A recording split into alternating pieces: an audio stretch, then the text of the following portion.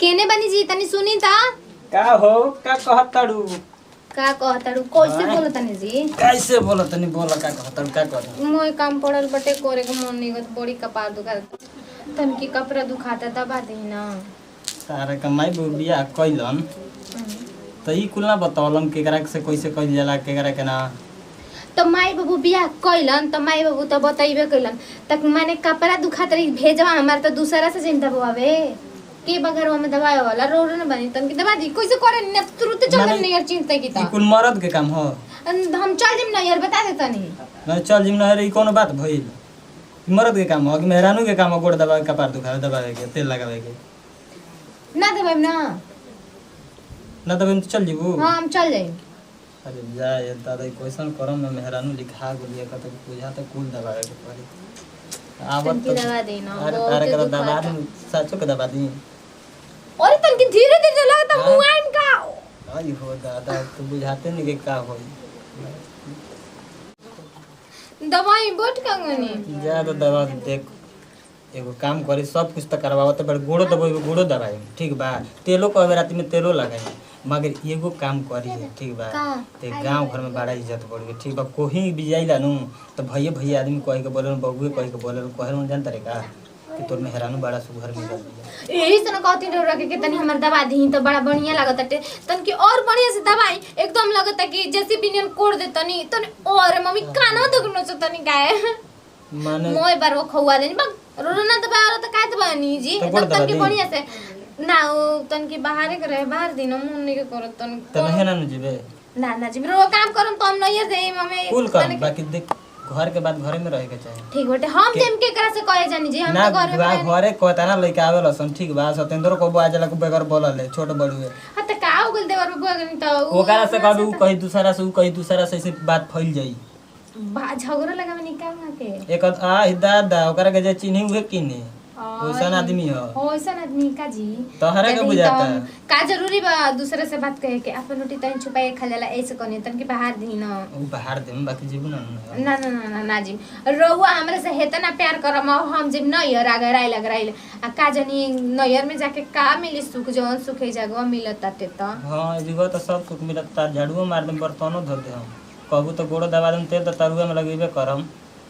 का करम ऐसे कर दे तन बाहर दी अब गीतिए ना गावे वाला ना तारा के गीतियो कथो कह के सुना हम दे सिखा दिन राती के बाहर दी तन के हम जतनी मिशन में हैरानी का बाहर मिल गेल दिया नु बाहर ध्यान देखो बढ़िया से बाहर हम समझ नहीं बड़ा था कि हम क्या कहीं ये दादा बहुत वजह उन चारों मारा ही को तरीका अरे ये का करतन जी दर जी का हो भौजी का कहत तू झाड़ू लगावत रहनी जी आप बे उ तनी मनी गाड़दा रह दवाई खा के सुतल बे तबियत तो खराब रही इज्जत हमनी के इज्जत ना रही दादा घर में आ आप झाड़ू लगाए में मेहरारू जगह घर में सुतल भेजी ओकरा के दवाई खिले बनी सर दर्द करत रहे दवा के आवत क्या करू घर के मैटर तो मेहरारू को सर दर्द कर दे झाड़ू लगाई उ तनी मनी गाड़दा रहल हमरे ना देखी गुला त मार देनी क्या करी मान के चल के दवाई माने ई कहीं ना कि मेहरारू के सर पे बैठा के रखले बानी आप बे सर पे की बैठैले तनी मनी ओकर तबियत खराब हो गेल त हमर फर्ज बनल जी मेहरारू लियाइल बानी हाय मेहरारू करे कि आप कर बतलाई तनी माने तनी मनी कह देनी त छोट हो गनी ज्यादा हाला ये ना तो घर की आपके सोच इज्जत गलत बाटे घर की इज्जत हाला ना हम देखनी अगर बगल के मेहरारू देखल त का कहत से यही बतलाई लोग ना कहते हैं कि भौजाई और बड़ भौजाई और एकदम अपना में समझ बुझ के रहेगा वो क्या हाल आप बुद्धि सीख ठीक वाला मेहरारू को सुता के आप झाड़ू मारब जी ओकर तबीयत खराब रहे देखिए ना आपके भैया कुछ करी ना माने चल देखिए तो कब गोड़ दबाई ना तो कब हाथ दबाई ना ई का करना जी आप तो माने भैया का हम दाज करू तो बड़ हरन तो बड़ के उनकर दाज करी कि क्या करत हम ठीक बा आप जाई आपे नहीं मर्दाना मेरा उन के बाहर बैठा के रखल रहतन सा तो बाद में काम आवत है पक कर ले जा तो चुप रह हाला ना कोई नहीं ठीक बनू आ ये दादा एगो हमार मरद बाटे बा कुछ ना करे ना एगो है देवर के देखतन जी कपार का दुखाए लागल देवरानी के मार अपन मन के झाड़ू लगावत ना ये मैया ये सही ना घर बर्बाद होला आई घर बर्बाद करे पे लगिए गइल जब से आइल भी छोड़ की ना तब से देवर ते बिगड़िए गइल बने एकदम ई घर कैसे चली भगवान हम तो पगला गइल सोच सोच के जब देवर झाड़ू लगाई या देवर बर्तन धोई तो ऊ का करी सुते खाती आइल बिया चल तन तुम के हम बतला कितना बढ़िया हमार मर्द मिलल बन जौन काम कहनी तौन काम के दमे कर देवलन कितना बढ़िया लागेला साथ में वैसे ही भगवान हमने के जोड़ी बनैले रही एकदम साथ में साथ सब काम कर जी साथ रहती रहम जी कितना बढ़िया बाटे हमने के मर्द हमार मर्द बड़ी भागे किस्मत में सबके मरद ऐसन थोड़ी मिल जाला बड़ी भागे किस्मत में मिल जाला बहुत भाग किस्मत से मिलल बना आइल बड़ू महारानी बन के सूते खाते बिछौना पर हो का दीदी का कहत है कहत करे के का दीदी का कहत रू आ कहो आ तू का कर तेल बड़ू का एकदम चिल्लाए लगन जे सूती ना त का करे हे रे आ चिल्ला तुम्हारी ना घर के मजा ले देला घसीटा ले ले दिन भर पला रहती है देर से काम करवाती है कहो आप माई बाबू बुद्धि उदी ना सिखैले हमन का हो गइल बेटे कहत कि का हो गइल है बैठ त सुनाओ तनी का हो गइल बेटे का भइल बेटे अरे सुतबू आ देव से झाड़ू मरवात रहलू ह झाड़ू हां आ भाग दीदी हम काहे कम झाड़ू लगावे के जी रहुआ ऐसन बात करो तनी के एकदम चंबा वाला बात करे लगनी ना ओ का कहत रह ना कि उहे कर सकत झाड़ू मार दी ना जी ना तो उ मजाक करत हो हमें कुछ लागल होई त एही से तन के हटा दे तनी छोड़िए छोटा के तनी घर के इज्जत के बारे में सोचा मर दे बतलाओ घर के बगल के आदमी का कहले कि फलानिया के पतो कितना बढ़िया से बड़ा इज्जत के सोचे लगनी कौन हम गलती कर देने नहीं तन की झाड़ू तुम्हारे के लगानी है कौन गलती करनी है अरे झाड़ू कौन कमती बात बा हो मारे से झाड़ू मारे वो क्यों बगल में के सुनी तो का कहियो देखिए हमर भेजा मत खाई ठीक बटे हम कहनी ना हनी उंगा के झाड़ू लगा के उंगा के अपने ही से कुछ लागल होई तो बाहर देनी तनकी रे हां तनी बाबूजी के मुंह पता नहीं कर के मत पता ठीक बटे सब के कहले उनका पता बहुते बढ़िया है स बढ़िया है सना तो हमरो हुआ के एगो बात बता देतनी अगर मान ली हम ना रह कहियो जिंदगी भर जरूर रहे ना एक कहीं में रह के खाए बनाई में खियाई में अब मैंने तू अलगा के बात बतियाए लगलू ना इतना दिन से हम रहे त अलगे के ना बात भइला तू आते त अलगा के बात बतियाए लगलू अरे काहे एकदम बकवास कर दीदी हम काहे के फालतू के जाम कहे कि रउआ माने झाड़ू लगा दी कर दी उहा कैसे ही तनी कुछ काम हो गेल कर देलम तो का हो गेल कर दे अपन काम करे में लाज कोची के घर में काम करत रही माने मरद काम करे साथ तू बिछाना पर सुता होती मर खटिए तरबू रउरा से एकदम मुंहे लागले बेकार बा रउरा के हम गोड़ से समझा के तोहर मरद ओइसन मत तू करवा हमार मर्द भाई ऐसा ना करी हम कहत नहीं हमर बाबूजी हम ना ससुर जी उनकर तनी इज्जत के ख्याल रख ठीक बा इतना दिन हो गेले कोई कुछ ना कहले होई आ जाई बुझाता उ हमारा साड़ी खिंचवाओ तू ही हम बतला दे अपने बाबूजी के भेज के ठीक बा मरद हम खिंचवाई चाहे कुछो करी तार का एकदम फटत हटे मरद ले लूगा ठीक बा ना ना ना खिंचवाई तू खिंचवाला हमरा जैसन बाड़ू तो रहतू तो तारा के ना खिंच देतन का हम आइल बड़े चकुलसी जगह बतियावे अपने खिंचवावत रही त ना कहत रही जब हमार पारी आ गेल त लगता कि बुझाता कि हम पहाड़ एकदम उठा देनी है तन की झड़ुए लगवा देनी है त का कर देनी है कुछ कहनी थोड़ी है लगता कि इतना एकदम चिल्ला चिल्ला के हमार कपार फाड़ देली आके अरे का अजीत भाई हां भैया का हल बा तारा लगा नहीं के जौन बात तौन मिला जुला के खिच खच के जोड़ जाड़ के ठीक है बा ई घरी फोनवा काहे नहीं उठावत भाई भैया का कर पानी ना क्रिकेटो खेले घरी नहीं खेला पहले तो रोज शाम सुबह आया करन लेकिन ये घरी तक एकदम साफ आवते नहीं खेला तब हम तार पाए का मतलब का मान के चलो कि ये हमनी के दोस्ती बा तब भुला जाता है भुला जाता है भाई बियाह शादी हो जिला पर एक दिन ना कम भुला जाता हम तक बुझाता कि मेहरानों के बुझाता कि आचर में रहे वाला आदमी है ना तब वही समय नहीं खाया ये शादी हो गइला भुला गइला मर इतना सुनो नहीं कि तार में बड़ा सुंदर चल दिया बाकी का बोला क्या बोली सोचनी है कि भौजाई के हाथ से चाय पी लेती है तो बहुत स्मार्ट बाड़ी वो तो आवल लोग घूमत फिरत का करेगा बा दुआरे पे तो रहता है आदमी कहाँ जाता है लुक में घूमे जाता है लुक में कोई नहीं खे जात लेकिन क्रिकेट खेलत तो हमनी के जा सकी ना जानो तब ए साजी का जहाज भाई रोज एक खाली फोन कर जाके हां कहाँ बड़ा भाई रही जा पानी कहाँ वो तो चल जात रह अरे गरू बछरू खियावे कब हो जाता है याद कब बियाह कोई बड़ बात नहीं के ठीक बानू जब बियाह हो जाता नु उहे जाना था आदमी ठीक है नु देखो जो से बियाह बोल बा दुआरे पे रहेगा परत साला भैंस गरू के देखो घर से बाहर नहीं जाए तो बियाह हो पहले तब हे जाना जानत रह पहले तो सिंगल रहन अब तो डबल दोनों मजा मारत रहे हां तो कहां टाइम मिली कहाँ टाइम टाइम क्या मिली तब ये बता फोन आ गेली यार एगो अब तनी ठीक बा एक और फोन आ गई फोन ए रुको रुका ना ए आवत एगो आदमी के फोन आइल भाई यार हेलो आदमी के ना फोन आई होती है तड़ो सुनो बताओ तनी हां मेहरारू के चक्कर में हो गइल बा मेहरारू जवन कहत ये तवन करत लागत हमरा बुझा देखो भी फोन आइल तवन से भागल चली गई देखते बड़ो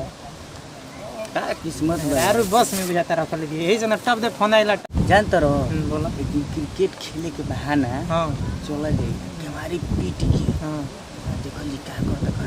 दिन सही भर बात दिन कहला, भर सही घरवे बात में कहला। घुसर ये रहता बात सही कहला हां एक दिन चलल जाए कोई प्लान बनावल जाए चल दी चलो चले के करे हमनियो के सामने नहीं बा हां कहिए चलल जाऊं करा के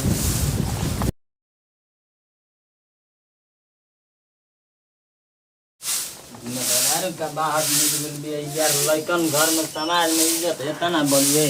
गेनो खेले नहीं खे जाए दे तो कुल है शर्म करावत या घर में बाहरी के आदमी अरे ई का करतन जी अरे नहीं झाड़ू यार रौरा एकदम ना देह बैठेला इने की पाल अभी ना गोड़ हाथ मिसनिया माने झाड़ू मार जी तने समझ आए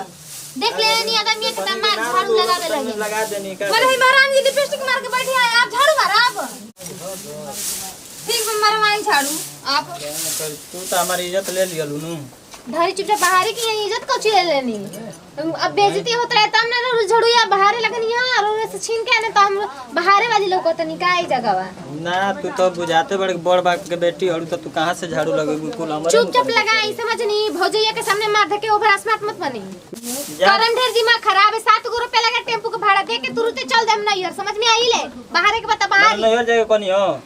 हां तो हम झाड़ू का लगावत दिन इनु चल देम तुरंत अभी ढेर गरम करम या गर्मी जाचता हम एक मत की झला से ये फूल है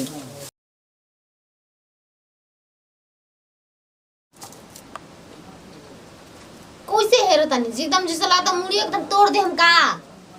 अब कैसे हेरी इतना आराम से हेरो तनी आराम से हेरी ना तो जानी ना तुरंत चल दे हम 7 रुपया लगी तुरंत टेम्पू पकड़ के चल दी अपन नहीं मैं टेम्पू जे धरे कहतनी हां तो बढ़िया से हेरी बढ़िया से और हेरता नहीं। सांझ के ना जाके तेल और पेरवा के लाई मैं डीबा हुआ सब फेंक चुप ना रखी सियाई ला जाला देखो हेरो तनी बुरबा करू एगो ढील ना निकलनी है मार के जन कोचू में आंखिए गड़ा गड़ा के देखो ये तनी ढील नहीं कस लिखी बैसन लिख बैसा ना मन काटती नोचता सन तो कौची काटती सन तो लिखिए नु काटत सो कोनी के तो नोचतन ढील रही तो निकाल के ना देखैती एक के जगह का अड़ुएल बनी जे किनारे किनारे नहीं कह रे के इहे को आने के कपारा बल सुघरावे कबो चार गो ढील अरे कथी है सुघरावे कहता नहीं तू ढील रे के कहत हमरा के नाच के रख देल बड़ू घर में भी कत करता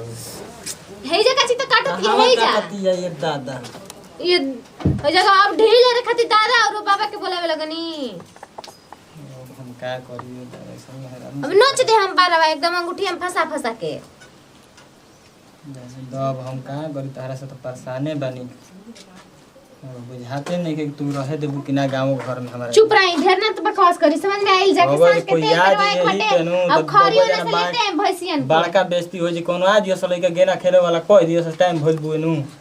बड़का दिक्कत हो जी अजित भैया ई का करत रह जी भाई हां भैया ई का करत रह क्रिकेट खेले खातिर ने हमर देखो त ई कुली का कर झील है तर मेरा रुके बे मर्द ढील त नहीं यो कुली ता हो गइल मर ई कुली करता का सारा सब एकदम ढीले माने कि मेरा ये भौजी हमनी के कुछ नहीं देखो जन लौको लौकिया से उहनु कहत नहीं जा अरे तो उहे कहता नहीं जा हम उनके ढील ना रहत नहीं जा बैठ के अपने बतियात रही अपने जा में कब चीज बुरबा कपड़ा पर पड़ा सुनो रहता ना, हटाओ बताओ तनी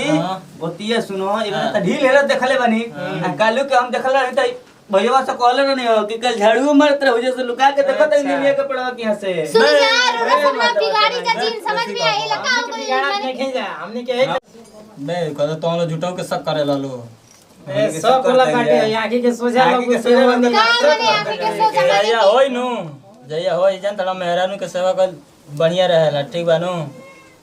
सेवा कर जया बिया हो के जया आई न घरवा में बाबू तू फुटका तड़े नु बारा गेना खेले बाबा करे लागो कि घर में बैठल जा भैया अपने लगे तू सेवा रख हमनी के सेवा के जरूरत नहीं खे एक बार कह के देखिए आई तो केतना बढ़िया लागी भुला जी कुल छक्का चौका मारल जैसा रौला देखल नु कहीं जाता रहल उतर जाला गाड़ी पे खोजे लागल ना का बोल तो गेना बियाह हो शादी हो गई तब आ जावन क्रिकेट खेले खातिर लेकिन तू तहार भइल तो ना एकदम ना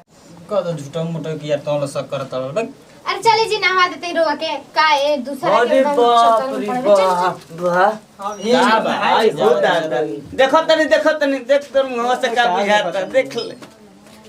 मरते तो नहीं बड़ी अजीब बड़न देखत रह है सुनी देखिए बेवड़ा जैसा ना हमारी जगह दोस्त बना के रख ले बनी चिन्ह ली ना हमरा के एकदम बढ़िया से चिन्ह दे कोड़ दे बाबा हड़ू हां एकदम बढ़िया चिन्ह ली समझ में आइला तो साड़ी खोल के पहना दे समझिए घर में रख दे हम बकलू हो कनी क्या गो कनी कैसे निकल काहे ना गए बहुत तो कीजिए? बिजा तुम हवा आवे काहे नहीं वो बेवड़ा जैसा ना के मर रहते तो बात बोल के चल जाता ना घर में डायरेक्टली घुस जाता सन कौन केकरा इहा के वजह से रीति बोलत रिवाज हमारा वजह से बोलत तड़स ना जैसे तारलूर बा वैसन हमरो ढेर मत बोली ना तो समझे नहीं ना अच्छा ज्यादा ना बोलम बाकी नहर मत जी जो तारलूर बा नु तू हमरो बेइज्जती कराओ खुद तो और एक दिन अब बुझाते नहीं कि सब के सब पर्दा फाड़ ढेर चीज बोली तनी अपन मुंहवा नहीं सटा के रखी समझ में आइले फेवी कुकिंग के लिए आई हां ला दे हम ला के रतिया के चिपका दे हम ठीक है बता रहा लेकिन मेरा रुका बाट मिलल आ ना मिलल बबुआ जना ये कबड़ुए कहीं भगवान दूसरों को मत दे दे नमस्कार प्रणाम, हम प्रतिमा सिंह अपन टीम बा देखिन जे वीडियो बनाए के खास संदेश ई रहे हमनी के वीडियो एंटरटेनमेंट खातिर बनैनी है जा। ऐसे वीडियो बनाए खास संदेश ई रहे कि पति से सेवा ना करावे के चाहिए, कोई काम ना करवे चाहिए कि पति परमेश्वर होकेलन और ऐसन तो एकदम समाज में करे के ही ना चाहिए। जैसे ही करवाओ तो ऐसे मत करवाइब जा और झाड़ू पोछा तो घर में लगवाइबे करतड़ी। हमारे की वीडियो अगर अच्छा लगे तो दिल से लाइक करो और कमेंट करब, सब्सक्राइब करब और शेयर जरूर करब। और हाँ हमनी के चैनल बटे भोजपुरिया एंटरटेनमेंट बिहार, ओकरे पे जरूर सब्सक्राइब करम जा। अगला वीडियो देखे खातिर बेल आइकन घंटी जरूर दबाई। और हाँ इसने पारिवारिक वीडियो लेके फिर